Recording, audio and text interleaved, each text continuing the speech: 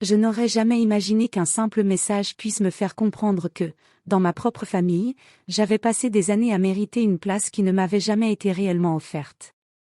Je m'appelle Claire, j'ai 36 ans et je travaille comme restauratrice d'œuvres d'art à Dijon. Je passe mes journées à réparer des tableaux abîmés, à recoller patiemment ce que le temps a cassé.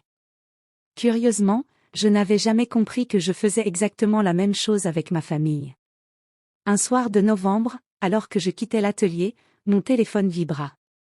C'était ma cousine Émilie, qui organisait habituellement les réunions familiales. Son message était court: pour le réveillon, on préfère rester entre les personnes les plus proches. Ne le prends pas mal. On fera quelque chose ensemble une autre fois. Je relus la phrase plusieurs fois. Les personnes les plus proches. J'avais passé 10 ans à organiser leurs anniversaires, à garder leurs enfants, à conduire ma grand-mère à ses rendez-vous, à acheter les cadeaux de Noël et à préparer les repas. Pourtant, en quelques mots, j'étais devenue quelqu'un d'extérieur. Je ne répondis pas. Je rentrai chez moi, posai mes clés sur la table et restai longtemps dans le silence. Puis je fis quelque chose que je n'avais jamais fait auparavant, j'ouvris mon ordinateur et réservai une petite maison au bord de l'océan, en Bretagne, pour les fêtes. Je ne savais pas encore que cette décision allait révéler un secret familial que personne ne voulait que je découvre. Depuis la mort de mon père, j'étais devenue celle sur qui tout le monde comptait. Ma mère, Sylvie, avait toujours dit que j'étais la plus solide. Mon frère Mathieu avait son entreprise et 2 enfants.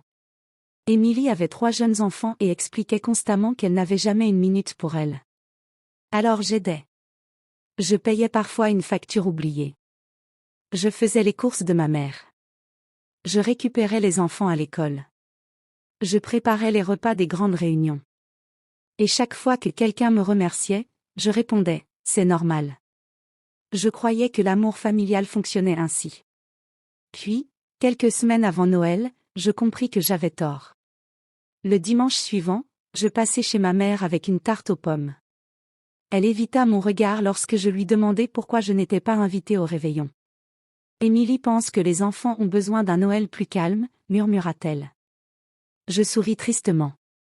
Et toi, tu es d'accord? Elle resta silencieuse. Ce silence me fit plus mal que le message. En repartant, je remarquai sur la table une enveloppe contenant plusieurs documents. Je n'y aurais probablement pas prêté attention si je n'avais pas aperçu mon nom. Je ne l'ouvris pas. Je n'étais pas encore prête.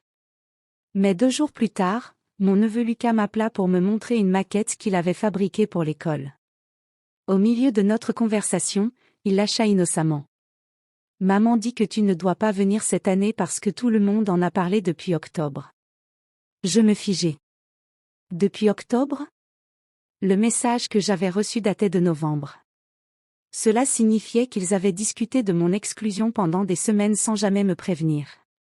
Je raccrochai avec mon neveu en prétextant que je devais travailler. Puis je retournai chez ma mère. Cette fois, je lui posai directement la question. Depuis quand cette décision a-t-elle été prise? Elle baissa les yeux. Claire, ce n'est pas ce que tu crois. Alors explique-moi. Elle finit par sortir un dossier d'un tiroir. Et ce que je découvris me coupa le souffle. Après la mort de mon père, ma mère avait conservé une petite maison familiale dans le Jura. Tout le monde pensait qu'elle était entièrement payée. Mais ce n'était pas le cas. Il restait une dette importante. Pendant 5 ans, j'avais payé discrètement une partie des mensualités, les assurances et plusieurs travaux. Ma mère m'avait demandé de ne rien dire à Mathieu ni à Émilie, parce qu'elle ne voulait pas qu'ils pensent que leur père avait laissé des problèmes financiers derrière lui. J'avais accepté. Je croyais protéger ma famille. Mais les documents révélaient quelque chose de pire. Depuis plusieurs mois, mon frère et ma cousine discutaient de vendre la maison et de partager l'argent entre eux. Ils avaient même déjà consulté un agent immobilier. Et personne ne m'en avait parlé. Je regardais ma mère. Vous vouliez vendre une maison que je finance encore? Elle pleura. Je pensais que tu comprendrais. Cette phrase me brisa. Pas parce qu'il voulait vendre la maison. Parce qu'il pensait que mon rôle était simplement de continuer à payer sans poser de questions. Le lendemain, j'annulai tous mes prélèvements. Je ne fis pas de scandale. Je ne menaçais personne. Je ne publiais rien sur les réseaux sociaux.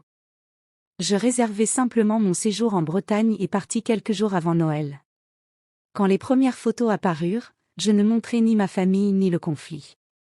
Seulement l'océan, une cheminée, un livre posé sur une table et mon visage souriant devant une fenêtre. Pour la première fois depuis des années, je souriais sans avoir besoin de rendre quelqu'un d'autre heureux.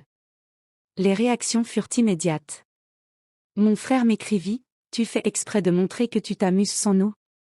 Je répondis simplement, « Non. Je montre que je vais bien. » Puis ma mère appela.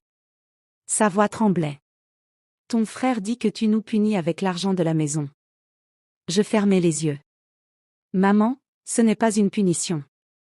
C'est la fin d'un arrangement dont vous avez oublié que j'étais une personne, pas un compte bancaire. » Elle ne répondit pas. Le soir de Noël, je marchais seule sur la plage. Le vent était glacial, mais je me sentais étrangement légère. Puis mon téléphone sonna. C'était Mathieu. Je pensais qu'il allait me reprocher quelque chose. Au contraire, il dit. Je viens de voir les relevés. Tu as vraiment payé tout ça pendant 5 ans? Oui. Un long silence. Pourquoi tu ne nous l'as jamais dit? Je regardais l'océan. Parce que je pensais que vous m'aimiez pour moi. Je ne voulais pas transformer chaque repas en discussion d'argent. Il soupira. Je ne savais pas. Je sais. Et c'est justement ça qui me fait mal.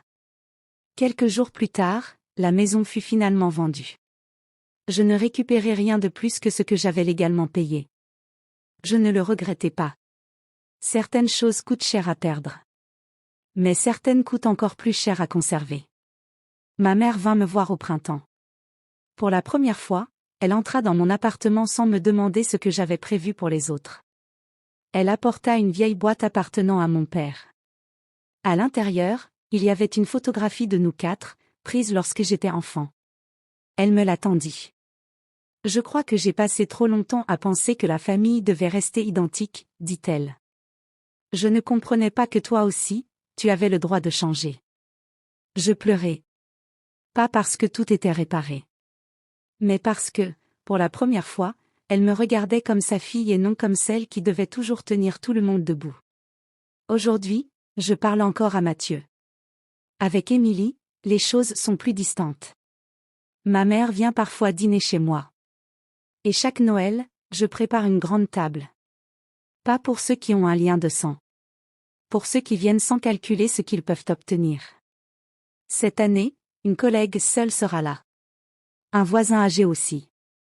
Et une jeune femme rencontrée dans mon atelier, qui m'a confié qu'elle n'avait personne avec qui passer les fêtes. Il y aura toujours une chaise supplémentaire.